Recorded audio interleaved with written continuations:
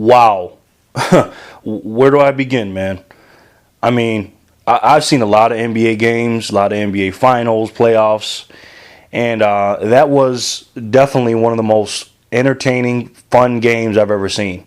Heart wrenching. I mean, so many emotions for me.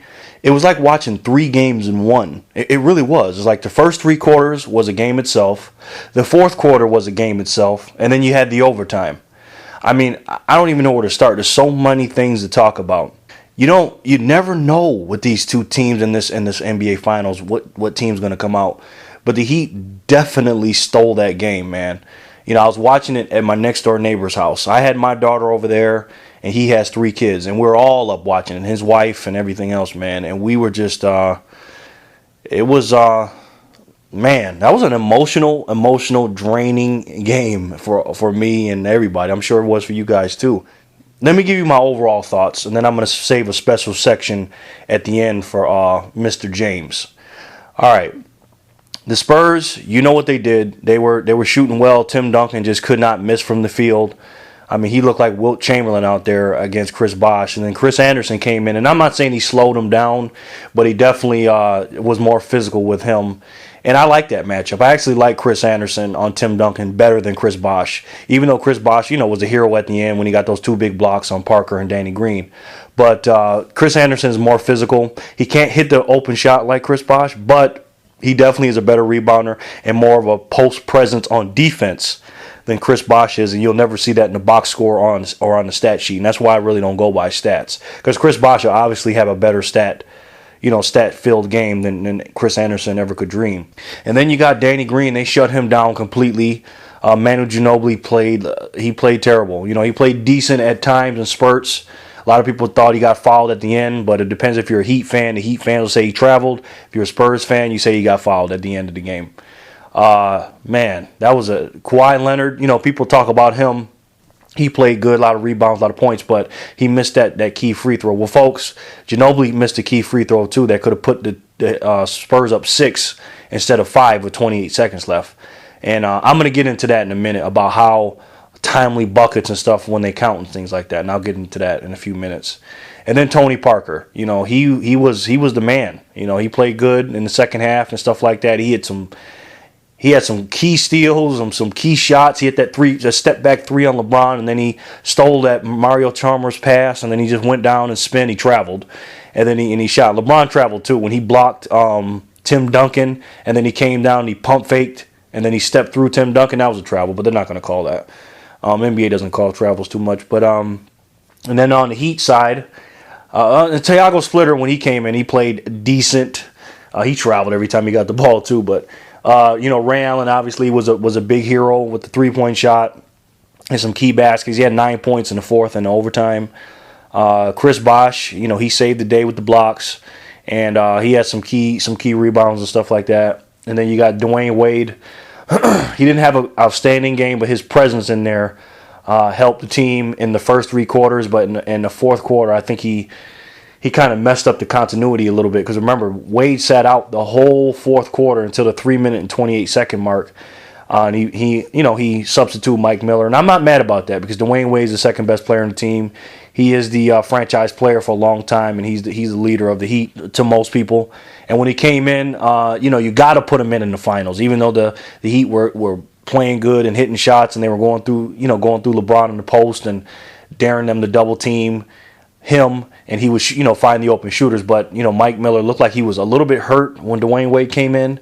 And when Wade came in, he kind of messed up the continuity a little bit. He missed some couple of shots. He made some free throws and stuff. And then Mario Chalmers had hit some key shots, but he had a costly turnover. And then then he let Tony Parker come down and do that spin move on him and shot that shot in his face. I tell you what, this was a crazy sequence.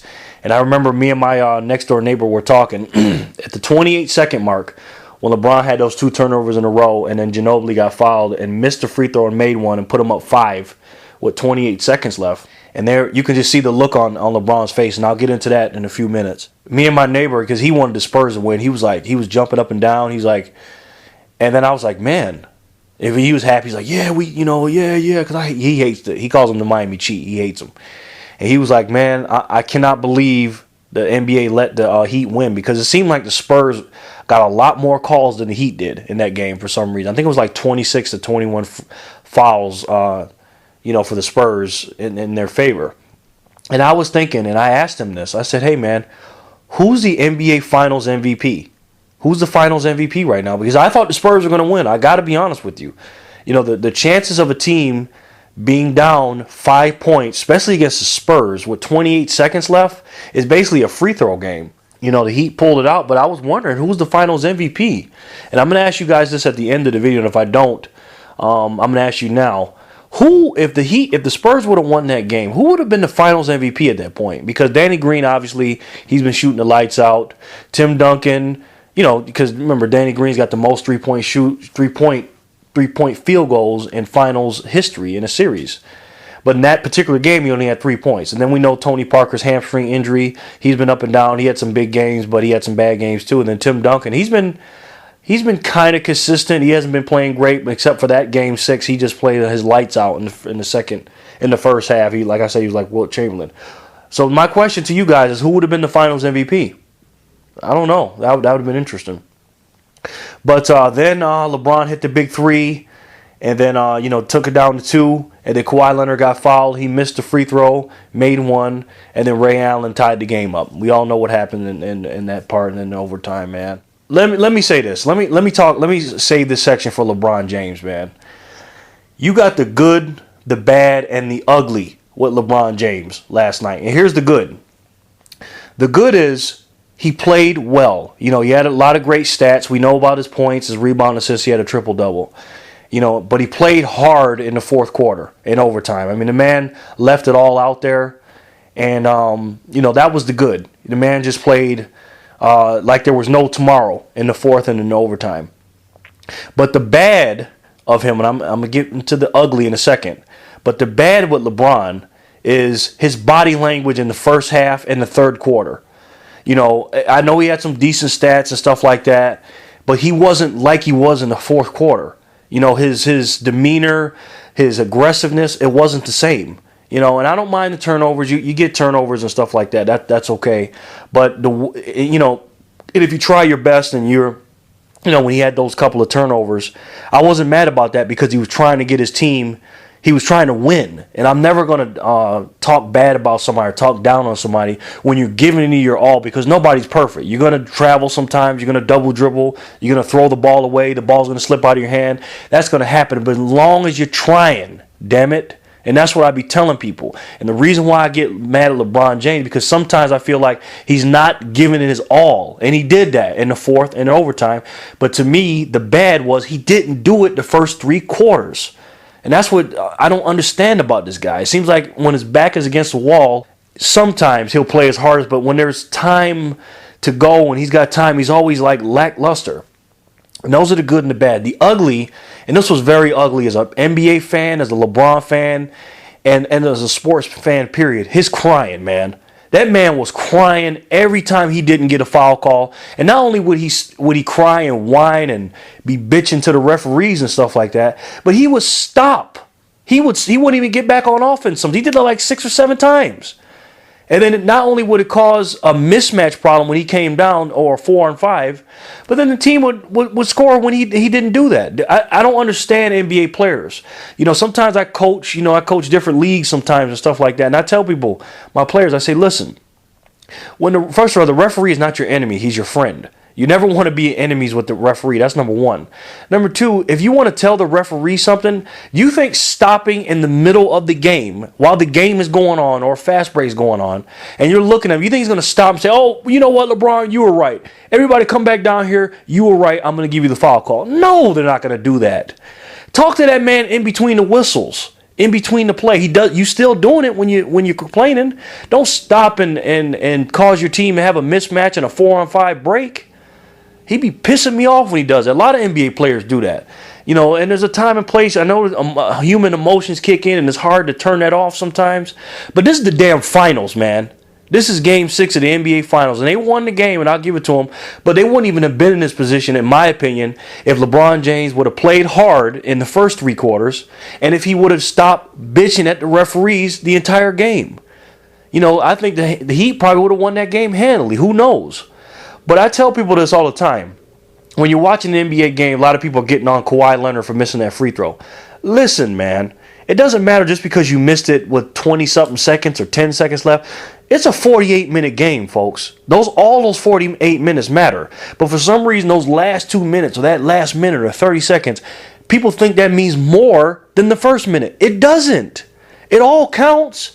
If you were to get it done early, just like in real life, I got people in my class that wait to the last minute to do a test. They'll start studying real hard. The whole 2 weeks, they knew they had to take a test, but they don't study, they don't read, they don't practice, they don't do nothing until the day of or literally an hour before the test. Now they're cramming it in.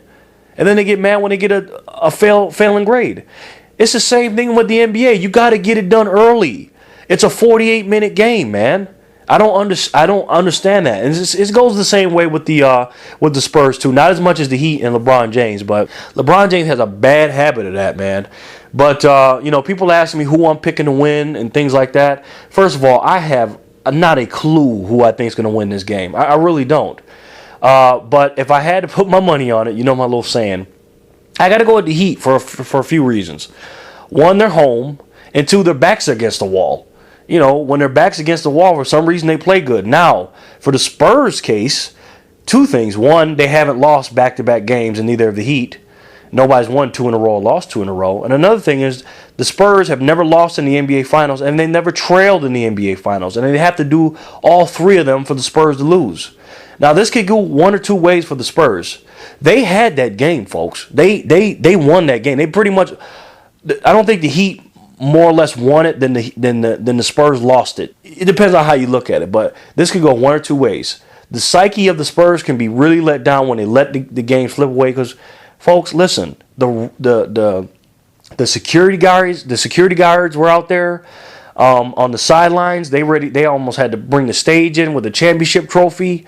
They had to rope around the court. Literally, Tim Duncan to pass that ball in with a few seconds left. He had to step on the security line rope, the rope not to let the people onto the court when they're celebrating championship. They were ready for them to win the game. The Spurs, the Heat and the NBA franchise, the NBA thing. They were ready for them to win, the Spurs, but they lost it. So like I said, one or two things can happen with their psyche. They're going to say, they can break down and say, man, we lost this, and then they lose Game 7, or they say, you know what, we had it, but don't worry about that. It's another new game, and we're going to win this. Man, I have no idea who's going to win Game 7. Depends on, it doesn't even matter. I know it's a team sport, but individually, we don't know what players are going to show up. Is Ginobili from Game 5 going to show up with 20-something points? Is Ginobili from Game 6 and the other games with all the turnovers and missed shots going to show up? Tony Parker, is he going to be healthy and play good, or is he going to have a messed up hamstring and miss a lot of shots? Tim Duncan, he's going to come out like gangbusters like he did Game 6? Or is he just going to have maybe 15 to 20 points and not a lot of rebounds or a lot of rebounds? Is Chris Bosh going to make a lot of shots? Is he going to get rebounds? Is he going to get the good, the bad? What LeBron's going to come out? What Dwayne's going to come out? What LeBron James is going to show up? Is it going to be the one from all the triple doubles where he's just passing all the time and getting a bunch of assists and rebounds and not scoring, and Dwayne Wade take over? Who knows? So I don't have no idea, but if I'm gonna pick somebody and people want me to pick, I gotta go with the Heat because the home team, is like 80-some% in Game 7s. The Heat have their back against the wall, and at the end of the day, as much as I go off on LeBron James, the Spurs don't have LeBron, and the Heat have LeBron James. That is, to me, that is the bottom line. Good or bad, the Heat still have LeBron James. So we'll see what happens. Let me know what you guys think. Please answer that question for me. Who would have won the Finals MVP if the Spurs would have won last night? And who is the Finals MVP for the Heat and the Spurs? I know it's hard because we don't know what's going to happen in Game 7. And give me your picks on what team's going to win and tell me why. All right? Hope you guys enjoyed the game like I did. Next few hours are going to be crazy. We're going to see what happened in Game 7. I'll talk to you guys after Game 7, all right? Thanks a lot. Thank you for listening.